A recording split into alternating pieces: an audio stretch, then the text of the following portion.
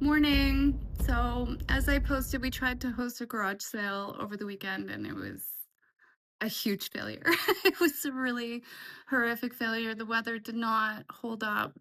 We had to move it from Saturday to Sunday, and even Sunday, it was like we were out there for a while and it was freezing and raining and everything got wet. And it was just, honestly, it was a massive waste of time, which kills me because I know how valuable that is. Those who know me well know that I don't mind working. Like, I almost always bite off more than I can chew, and then I end up overworking myself to death to compensate. But this one's particularly bad. Moving is extremely triggering for me. While once I used to look at it like renewal and like I used to relish in organizing all of my stuff, now it's everything is triggering. The bags are triggering, the boxes are triggering, my daughter's stuff and the lost memories that I have with her are triggering. Um, and it's all because of one day, like one day in history, and I'm going to tell you about it. Now, while the memories of the hell that I went through are choppy at best, this is one day I do remember, and it was extremely traumatizing. It was October 3rd, 2024, which was the closing of my previous house with my ex in Sunderland, Ontario. So let me set the stage. Me and my ex had purchased a plot of land and were building a house. We had hit a financial wall with the house, and I ended up carrying all the debt. And that's because I work for the federal government and he is self employed. So basically, banks loved me and hated him. And we ended up carrying a whole ton of debt. Like, I ended up over $100,000 in credit card debt. Now, he was torturing me and then he took my car, which was more terrifying than I can explain to anybody. I was left abandoned in the woods with no opportunities to leave. I opted to leave and take a temporary rental across the street. Like, he was gonna, like, I was fearing for my life in a very real way. And for the women that have been in that situation, like, your body knows, and I would strongly suggest that you listen to your instincts. So I hightailed it. I had to beg and plead with like friends basically to scrape together the cash to get another car. I was still estranged from my family at that point in time, and I held the debt until about September in 2024. And I tried to get an ex parte motion, like I wrote to the court, without legal support because, again, I had no money. And it got declined.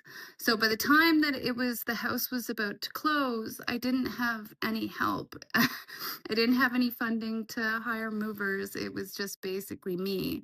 My ex was playing games with access to the property, so I didn't even get a chance to look at the stuff that was left for me. I didn't get a chance to participate in the division of assets. Him and his mother had gone through my things, decided what they wanted, and then left me with a 40-foot sea can of garbage. I called in my brother at the 11th hour for help because I had no one. I had nobody to help. And he came through. Like, he came and moved out the big stuff the night before the close. Um, I will never misconstrue that he has always come to help. Now, is he being manipulated like a whole bunch of other people right now? 100%. And unfortunately, we can't have a relationship where he's being triangulated like that. But he came and sort of saved my ass. But it was much more than just a truckload of stuff, right? It was much more than a truckload of things.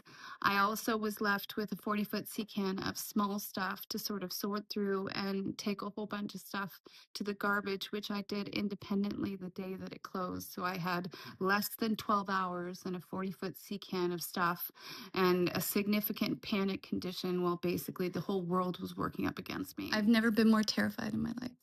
Now, already a hellish day full of disappointments and stress. And guess how many words I got? 1,424 in one day. I sent him 404 in response. And again, that's a ratio, and the ratio is the smartest way to look at this because it's the only way that it's fair. A ratio of 3.52 words to one. And again, if you want a concept on what exactly that looks like, try and have a conversation, even normal language, where you actually speak 3.52 words to one. You will understand that it automatically, because of the amount that's spoken on one side versus the other side, starts to sound authoritative and threatening. Within his 1,400 words of text, there was 45 incidences of blame, 37 demeaning comments, and 11 threats. Conversely to what I sent, 9 incidences of blame, 11 demeaning comments, and 2 threats. The ratios are sitting at 3.63 demeaning comments to 1, 5 blames to 1, and 5.5 threats to 1. Fucked up, right? Yeah.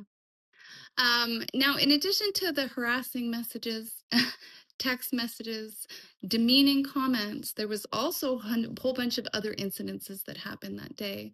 And this is where the cops got involved. And I would just tell you at this point in time, like prior to me moving off of the property, the cops were already involved a few times. I had to call them many times and they came out to the property. Now, did they help? No, they feign ignorance. They say they don't know who's really wrong, right? Who can you trust? Well, that's what quantifying abuse will do. But I will say, they know. Oh, they know. What they don't want you to know is that most of them empathize with abusers is because many of them are also abusers. But you know what happened on the worst day, like October 3rd, after all the shit that I'd gone through? While I was moving my stuff in between one house and another house, receiving harassing messages from my ex, who just basically ripped apart all of my assets without even my knowledge or permission, I got pulled over 4 times in one day. Pulled over by cops 4 times in one day. Do you know what kind of statistical anomaly that is? Like, it's basically in line with winning the lottery. Now, for the cops to actually answer that, that would have to be falsified reports, right? Which is also illegal. Now, this wasn't just one region. It was 2 regions. It was the Durham Regional Police Force as well as the York Regional Police Force, which is why I know it's not just my ex. He had help, and I think I know exactly who the help was. Now, to the people in my community who keep wondering why a mother would be so angsty to go rise up against her daughter, I understand if I go into the police records, I'm going to know exactly who called the cops on their daughter. What the fuck is wrong with you? So I'm going to CC all the cops and all of the people that are now around the table because this is going to get some international headlines soon. I just know it. Don't tell me. I don't have enough support yet. So please, if you have information about like more falsified reports, don't tell me yet. Like, hold on to the information because I don't have enough support to deal with it yet. But again, in this video, I will post the law firm again that lied to me about my father's will and the 3 people that are connected to that file because this issue is still outstanding. And believe me, I'm not going to get any quieter. So anyways, I don't like moving very much anymore. Thanks for that.